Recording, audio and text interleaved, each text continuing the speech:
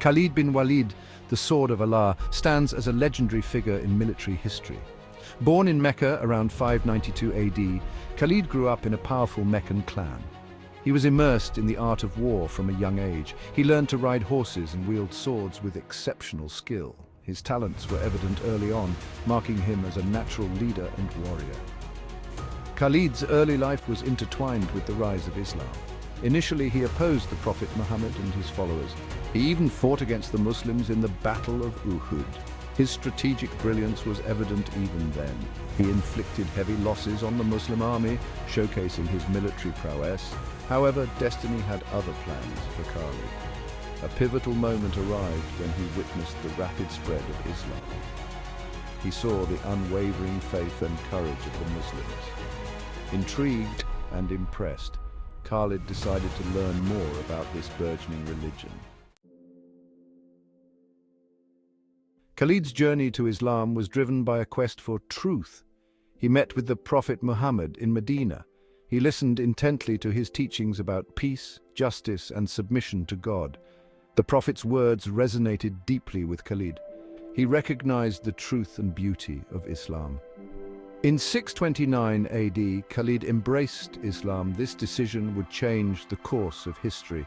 His conversion sent shockwaves through Arabia. The Quraysh, his former allies and the staunch opponents of Islam, were stunned. The Muslims, on the other hand, rejoiced at the arrival of such a formidable warrior to their ranks. With his conversion, Khalid's life took on a new purpose. He was no longer just a warrior fighting for tribal honor. He was now the Sword of Allah, dedicated to defending and spreading the message of Islam. His military genius, once a tool for personal and tribal ambition, was now directed towards a divine cause. Khalid's first major test as a Muslim commander came soon after his conversion. In 629 AD, the Battle of Mu'tah erupted near the border of the Byzantine Empire. A Muslim envoy had been killed by a Byzantine governor. This act ignited a conflict that would draw Khalid into the heart of battle. The Muslim army, vastly outnumbered, faced a formidable Byzantine force. Khalid, displaying his characteristic courage and tactical acumen, took command after the initial Muslim leaders fell. He realized the dire situation and the need for a strategic withdrawal. Khalid brilliantly maneuvered his troops. He used his cavalry effectively to cover the Muslim retreat. He employed surprise attacks and feints, confusing the Byzantine forces and preventing them from completely overrunning the Muslim army. Although a tactical retreat, Mu'tah showcased Khalid's strategic genius and his ability to make crucial decisions under immense pressure. The Battle of Yamuk, fought in 636 AD, stands as a testament to Khalid bin Walid's military genius. The Byzantine Empire, eager to avenge earlier losses, amassed a massive army to confront the burgeoning Muslim forces. The stage was set for a clash of civilizations. Khalid, now a seasoned commander, led the Muslim army. Despite being heavily outnumbered, he strategically chose the battlefield. He positioned his forces on the Yarmouk plain, limiting the Byzantine advantage in numbers and heavy cavalry.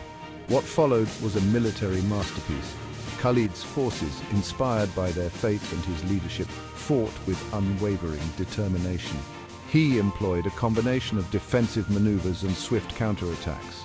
His cavalry, used with precision, harassed the Byzantine flanks and disrupted their formations. The Battle of Yamuk raged for 6 days. In the end, the Muslim army, through superior tactics and unwavering courage, achieved a resounding victory. The Byzantine Empire was routed. The victory paved the way for the rapid expansion of the Muslim Empire into Syria and beyond. Section 5. The Conquest of Persia. A new empire crumbles. With the Byzantine threat subdued, Khalid turned his attention eastwards towards the Persian Empire. The Sassanid Persians, ancient rivals of the Byzantines, had also felt the might of the Muslim armies. Khalid led his forces into Mesopotamia, which is modern-day Iraq. He aimed to capture key cities and dismantle the Persian grip on the region. The Battle of Chains, fought in 633 AD, was the first major encounter in this new campaign. Again, Khalid's strategic brilliance was on full display. He faced a numerically superior Persian force commanded by the experienced General Hormuzd. However, Khalid employed a daring night attack, catching the Persians off guard and throwing their ranks into disarray. The Muslim army won a decisive victory, capturing the Persian treasury and inflicting heavy losses. Section 6. The Lion's Roar at Ulus. The Battle of Ullais, fought in May 633 AD, solidified Khalid's reputation as a military genius. Facing a massive Persian army, Khalid was outnumbered but confident. He lured the Persians into a trap by feigning retreat. The Persians were drawn into a narrow valley. Khalid's forces launched a surprise counterattack, trapping and defeating the Persians. The Battle of Ullais was a resounding victory, opening the gates to Persia. Section 7. A legacy forged in victory. Khalid bin Walid's military career was nothing short of extraordinary. He participated in over 100 battles. From the deserts of Arabia to the plains of Syria and the mountains of Persia, he led the Muslim armies to victory after victory. His tactical brilliance, strategic foresight, and unwavering courage earned him a place among the greatest military commanders in history. But Khalid's legacy extends far beyond his battlefield exploits. He was a man of deep faith, unwavering loyalty, and remarkable humility. He understood that his victories were not his own. He attributed them to the will of God and the courage of his soldiers. Khalid's leadership was instrumental in consolidating the early Muslim empire. His conquest spread the message of Islam far and wide. His military genius helped to create a powerful state that would shape the course of history. Khalid bin Walid's success stemmed from strategic brilliance and tactical ingenuity. He mastered both grand strategy and battlefield maneuvers. Khalid adapted to different enemies and terrains. He faced disciplined Roman armies in Syria and armored Persian forces in Mesopotamia. Khalid exploited weaknesses while maximizing strengths. He valued mobility and surprise, striking at the right time and place. Using rapid marches and flanking maneuvers, he outmaneuvered opponents. Khalid used deception, feints, and diversions to confuse enemies. Leading from the front, he inspired his troops by example. His quick decisions and adaptability were crucial to his victories. While Khalid's military achievements are legendary, it's essential to remember that he was more than just a conqueror.